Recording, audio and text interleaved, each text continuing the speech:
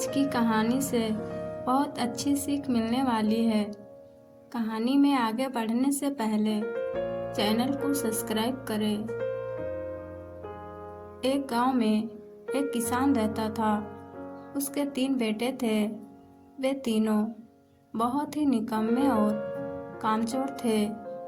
किसान ने शुरुआत से ही बहुत मेहनत की थी और उसने अपनी मेहनत से ही अपना घर बनाया था। इसके विपरीत उसके बेटे कोई कार्य नहीं करते थे। जैसे जैसे वे बड़े हुए उनका आलस भी बढ़ता गया। एक बार किसान यूं ही खेत में कार्य कर रहा था तो उसने मन में सोचा, अगर मेरे बेटे भी मेरा कार्यों में हाथ बटाते तो आज हम सब बहुत आराम की जिंदगी जी रहे होते। खैर, मुझे अपना कार्य करना चाहिए, यह सोचकर वह अपना कार्य करने लगा। वह खेत खोद रहा था तो उसके मन में एक विचार आई और वह अपने घर चले गया। अब उसने घर जाकर बीमार होने का नाटक किया। अपने पिता को बीमार देखकर तीनों बच्चों को बहुत चिंता हुई।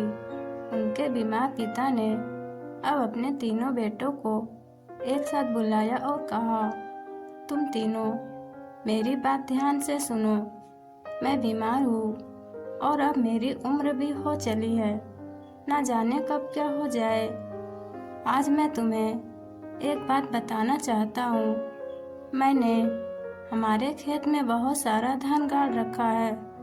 अगर कल मुझे कुछ हो गया तो तुम तीनों अपना गुजारा कर लेना और अच्छे से रहना। तीनों भाई पिताजी के लिए चिंता थे, लेकिन उन्हें खजाने की बात सुनकर बहुत खुशी हुई। तीनों ने सोचा कि हमें बिना मेहनत के ही इतना धन मिल गया है। अब तीनों ने एकमत से खेत को खोदकर धन निकालने का फैसला लिया। अगले दिन तीनों खेत खोदने के लिए चल दिए। 3-4 दिन हो गए खेत खोदते खोदते, लेकिन कोई खजाना उन्हें नहीं मिला। अब उनके पिताजी ने भी बीमारी से ठीक होने का नाटक किया।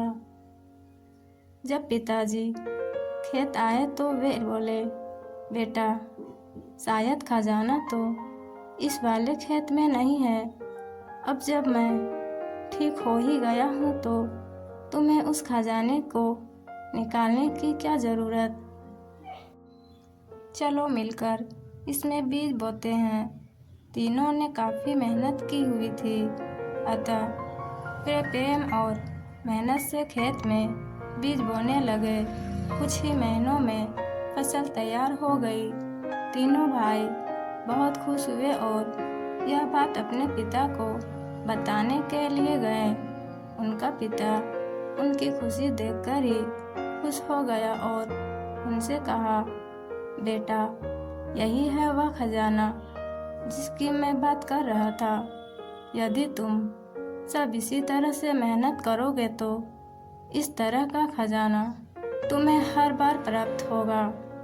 इस कहानी से सीख मिलती है कि मेहनत और लगन से किए गए कार्य हमेशा सफल होते हैं।